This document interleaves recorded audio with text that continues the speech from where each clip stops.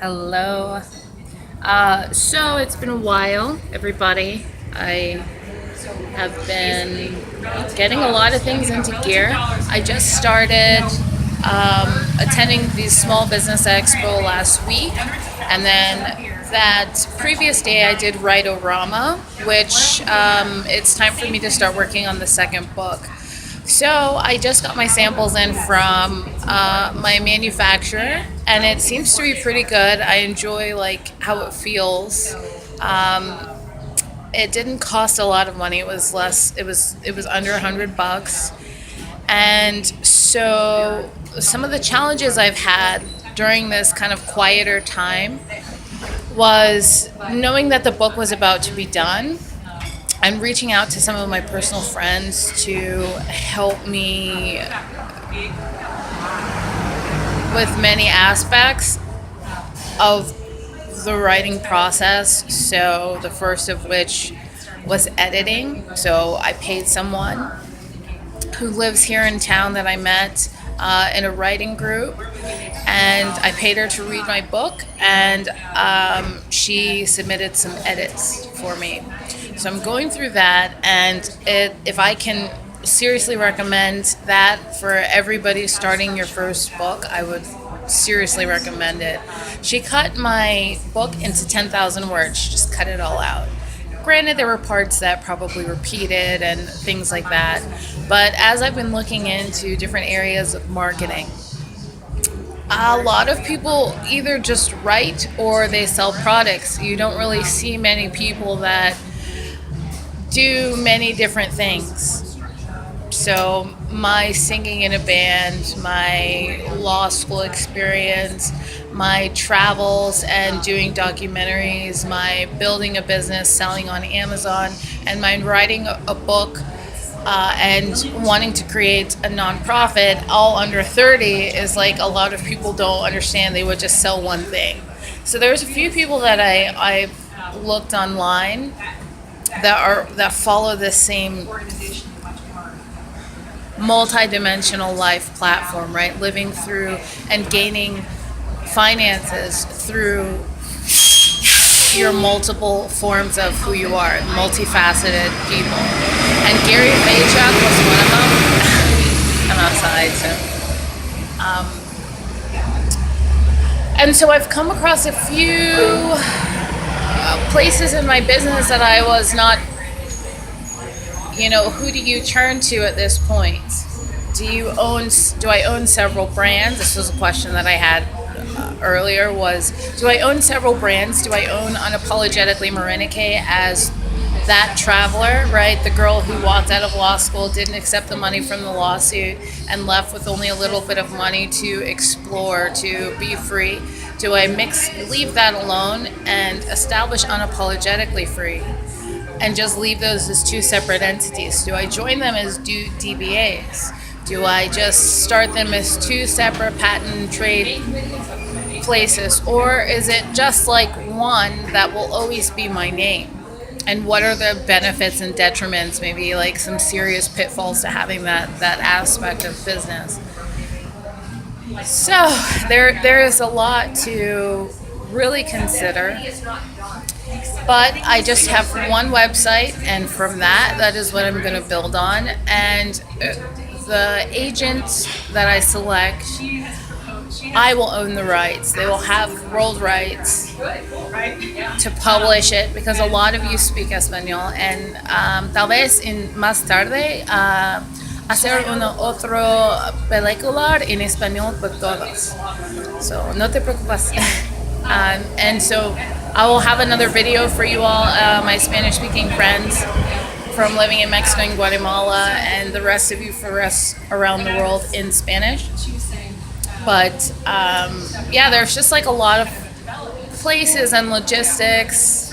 So that's kind of why I've not been posting very much, but I will have a lot more coming up, including like entrepreneurs. Everything is on your own time. A lot of people do this and it's like their second job, but this is what I do. I created a book, and going with that momentum, knowing that this waiting period and knowing it's amazing, Do I just sit and wait, or do I use that energy and create something else? So then I created a business of creating my own brand, and then something else. I just loved writing that book that I'm creating a trilogy of something else, or so I think that's what it is.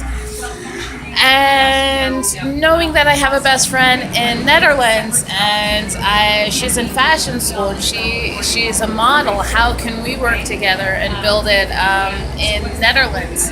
So it's a lot of logistics and a lot of really exciting things. There's a truck coming by. But irrespective of all of those things, it's still one where I'm able to be completely free. So I am looking to purchase another one-way ticket until my book tour. And I am going to see the Whalers. Of course, those guys are some of my best friends. So I will hope to see some of you here in Darrington, Washington. Boombox is on the lineup. String Cheese Incident. It's going to be pretty good. 3 days worth of a festival.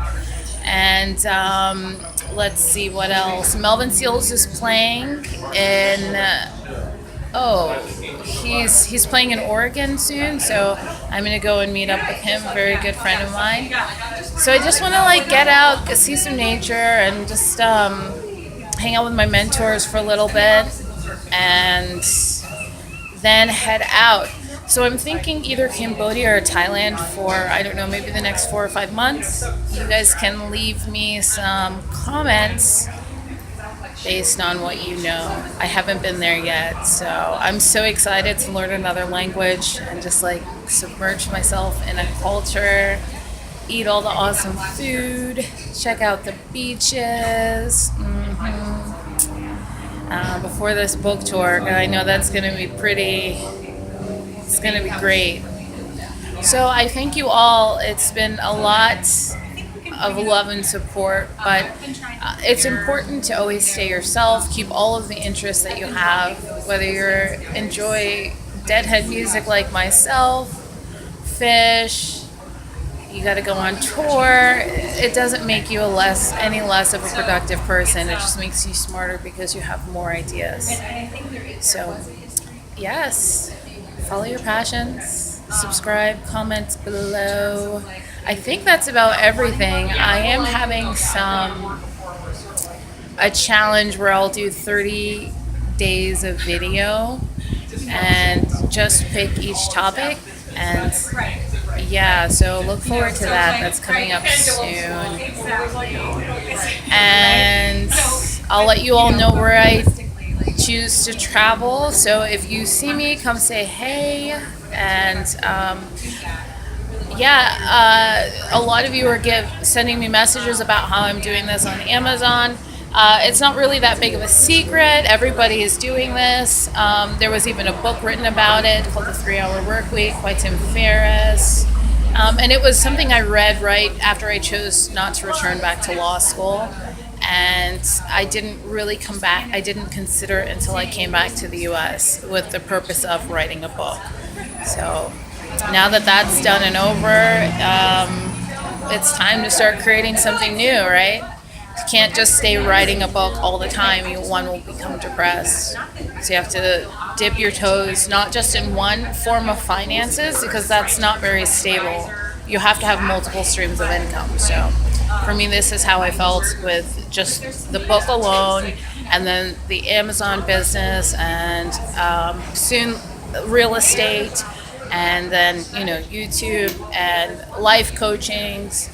So it's very important for me to have a very full life and not work very much. It sounds like a lot, but it's how much time do I actually devote to writing a day? It's 2 hours. And then I have 22 hours left to do whatever I want. And so I spend 10 minutes checking my Amazon business, maybe an hour doing stuff like that, and then an hour for YouTube.